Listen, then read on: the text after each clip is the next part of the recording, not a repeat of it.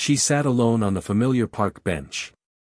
It was her favorite place to think and hopefully settle matters of the heart. Today, this particular matter seemed to be getting increasingly difficult to settle. As far back as she could remember, it had always been her plan, dream, and wish. As a little girl, she would sit on Daddy's lap, wrap her tiny arms around his neck, and with the brightest of eyes and pure adoration proudly proclaim, "Daddy, when I get to be a big girl, I am going to marry you." Life had been so simple then. She outgrew that, but she had never outgrown the plan. Her first kiss was going to be the I do forever wedding one.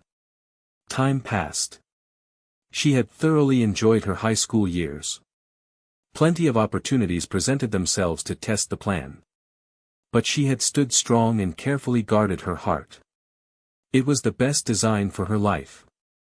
Now, halfway through college, he walked into her literature class, and with absolute certainty, into her life to stay. Oh, how she loved him. Being in the same room with him or even just thinking about him brought out all the normal and natural God-given desires and completely turned her to mush. No longer was the plan one bit easy. There were days when she was getting pretty sure that it just was not going to be attainable. The issue on the bench today was, did it really matter anyway? Was it just a silly childish thing? Maybe it was just the storybook prince on a white horse kind of life version that she had made up for herself. Was it even important, anymore? She had no idea how long she had been sitting on that bench. And she really could not say that it was some major earthquake or tornado type event, just a quiet heart one. There, in the gentle breeze with the sun on her face, that heart matter was settled once for all. It may not have been important to anyone else in the universe.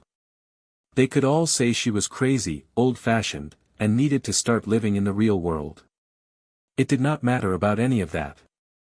It had always been and was even more important to her now. To them.